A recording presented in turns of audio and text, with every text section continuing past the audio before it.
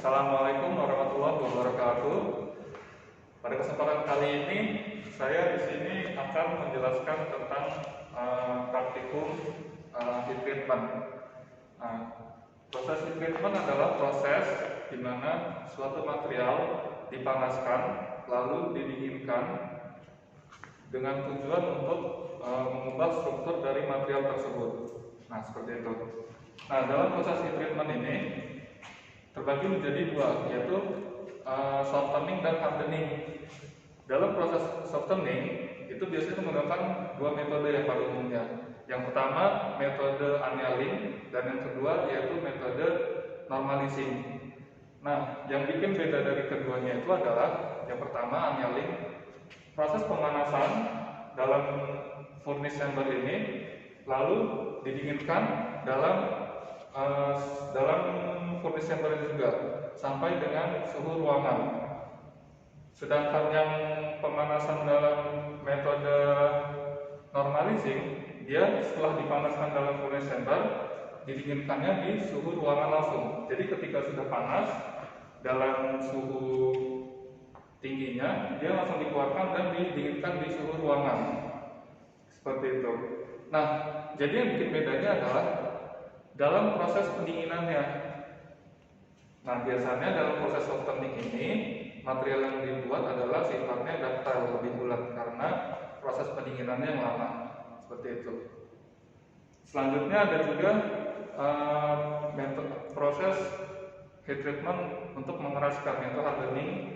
Biasanya menggunakan metode quenching, ada juga tempering, bisa juga carburizing. Nah, yang akan kita praktikumkan pada hari ini adalah yaitu proses hardening dengan menggunakan metode quenching, seperti itu.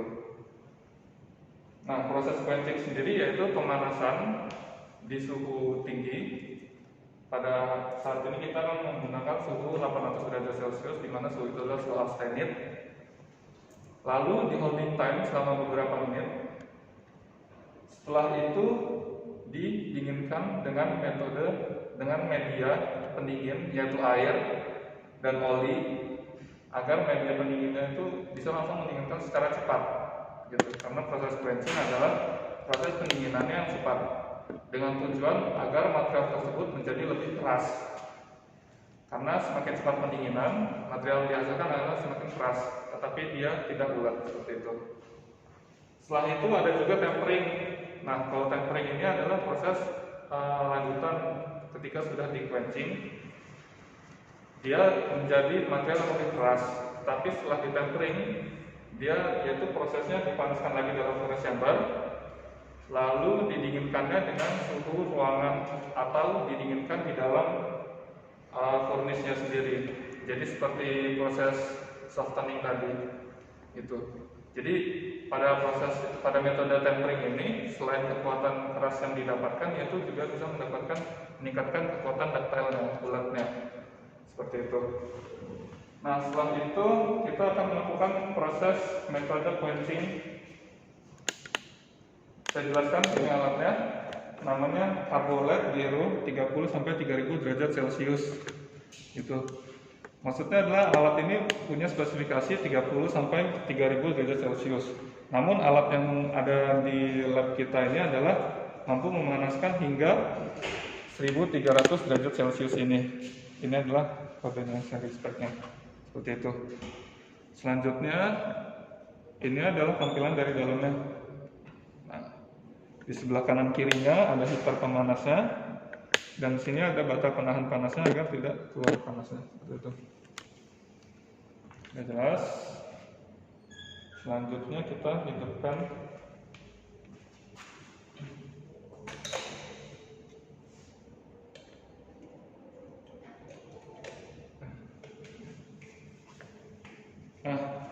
pada prosesnya, alat ini adalah kita memasukkan sampelnya dalam saung krus ini seperti ini.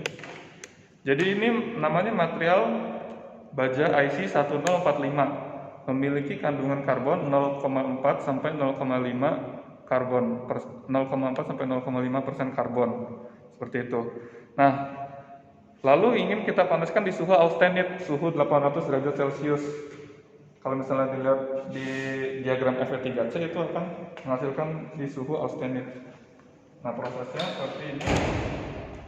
Materialnya tadi dimasukkan ke dalam cawan kus, ditutup, lalu dimasukkan ke dalam furnace chambernya seperti ini. Nah, seperti itu. Lalu kalau sudah tutup, dan ini kita hidupkan. Nah, seperti itu. Nah, saya ingin menjelaskan selanjutnya, yaitu dari kegunaan alat fungsi tombol-tombol ini. Yang pertama, ini adalah tombol on off-nya untuk menghidupkan dan mematikan alat. Lalu di sini ada lampu indikator bahwa si heaternya menyala. Ini jika hidup, maka heaternya juga yang di dalam tadi hidup. Selanjutnya di sini ada layar displaynya menunjukkan bahwa suhu dan untuk mengatur menu-menu lainnya juga. Selanjutnya di sini ada indikator heaternya menyala. Di sini ada indikator bahwa untuk menyalakan timernya nanti. Seperti itu. Selanjutnya ini tombol menu. Ini tombol timer. Ini tombol untuk mengatur ke bawah dan ini tombol untuk mengatur ke atas. Seperti itu. Nah, yang pertama setelah kita memasukkan sampel tadi, yaitu kita mengatur set point di sini. Nah, ini menu, pencet menu sekali dia muncul set point derajat Celcius. Kita atur sampai 800 derajat Celcius. Karena proses quenching sampai suhu austenit yaitu di suhu 800.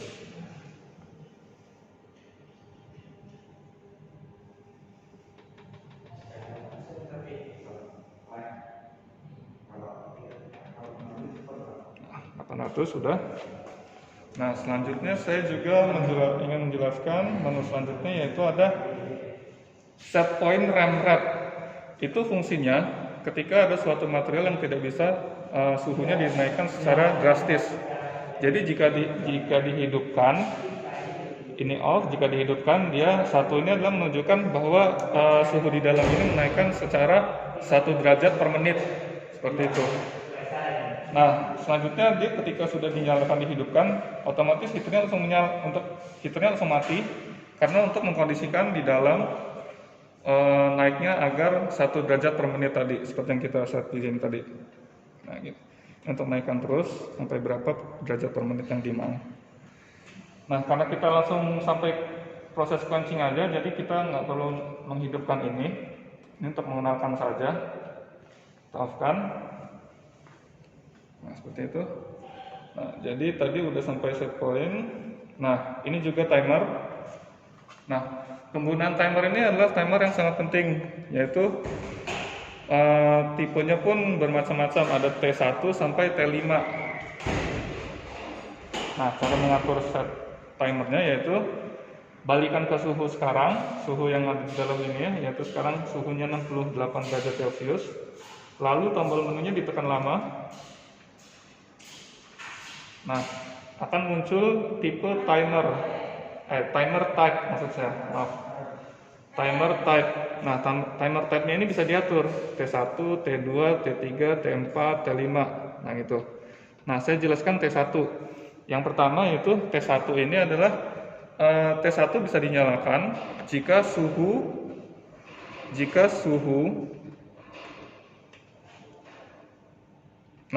suhu ini sudah mencapai set point yang tadi kita atur, yaitu 800. Nah, jadi T1 bisa menghitung mundur, menjalankan timernya ketika sudah mencapai set point 800. Lalu ketika timernya sudah jalan dan ketika timer sudah habis, heaternya mati. Seperti itu. Lalu ada juga T2. Nah, T2 ini berbeda dengan T1. T1 itu sampai set point, kalau T2 itu tidak perlu sampai set point 800. Jadi di suhu berapapun, misal dia di suhu 99 derajat Celcius ini, timernya langsung bisa dinyalakan, seperti itu. Ketika timer sudah dinyalakan dan timer habis, heaternya juga mati. Nah, seperti itu. Lalu selanjutnya ada T3. Nah, T3 ini dia tidak perlu mencapai set point juga, sama seperti T2.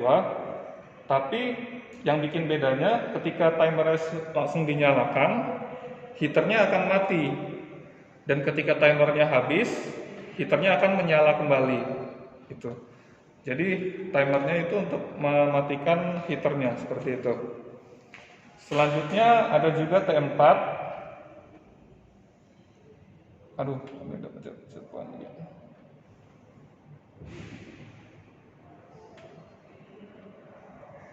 Nah,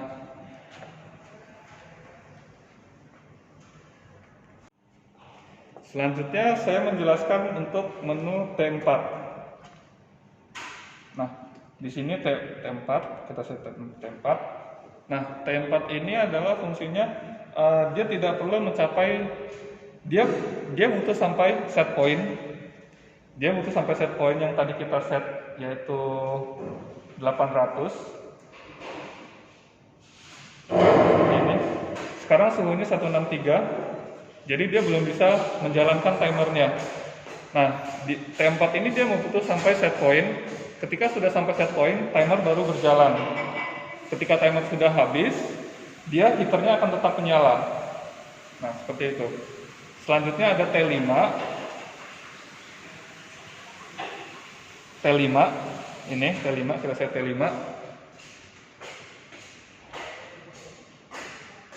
T5 ini tidak perlu mencapai set point 800 tadi. Jadi ketika di suhu 177, dia langsung bisa dinyalakan. Nah, ketika timernya sudah habis, heaternya juga akan tetap menyala. Seperti itu. Nah, pada prosesnya kali ini, kita akan menggunakan T1. Kenapa T1? Nah, kenapa T1? Karena pada proses quenching itu pemanasan sampai suhu 800 derajat Celcius, lalu di holding time menggunakan T1, kita set point nanti sampai 30 menit. Nah, ketika sudah 30 menit, si heater ini akan mati. Setelah mati, kita langsung memasukkan ke media pendinginnya ini. Ke media pendingin air, ataupun media pendingin oli. Nah, seperti itu. Nah, jadi udah kita tadi set point ke T1, ini kita set menu sekali. Lalu kita set point sampai 30 menit. Nah, untuk pengaturan set pointnya, ini menunjukkan 0,08, ini adalah menunjukkan 8 menit. Nah, ketika kita ingin mengatur set point, mengatur timer sampai 30 menit, berarti ini kita atur sampai 0,30. Seperti itu. Jika nantinya 1,00 itu sama dengan 1 jam. Nah, udah seperti itu, jadi nanti kita set point sampai kita nyalakan timernya, ntar dia menuju set point 800. Ketika sudah sampai 800, timer akan berjalan. Ketika timer berjalan, dia akan holding time di suhu 800 selama 30 menit itu dia suhu di dalam akan selalu 800. Setelah itu, setelah timer mati, heaternya juga akan mati dan kita akan mengeluarkan materialnya. Nah, mengeluarkan materialnya menggunakan alat safety seperti ini. Ini sarung tangannya dan ini penjepitnya. Nah, seperti ini. Seperti ini.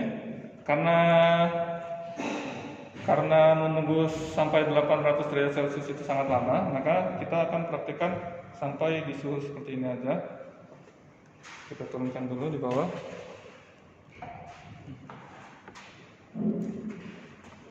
Nah, seperti ini. Nah, seperti itu. Jadi pada proses quenching ini adalah, anggaplah ini prosesnya sudah mencapai 800 dan telah di holding time selama 30 menit.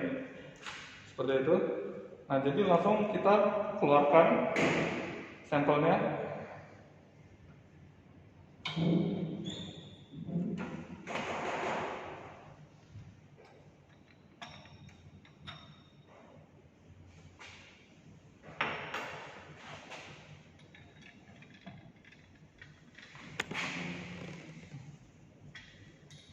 Perhatikan untuk tumisnya langsung segera ditutup kembali. Setelah itu langsung dimasukkan ke media pendingin. Nah, seperti itu. Saya kira sudah cukup jelas untuk proses quenching kali ini. Saya akhiri. Terima kasih karena sudah menonton video ini. Saya berharap teman-teman sekalian paham dengan proses quenching yang akan dilakukan ini. Sekian, Assalamualaikum warahmatullahi wabarakatuh.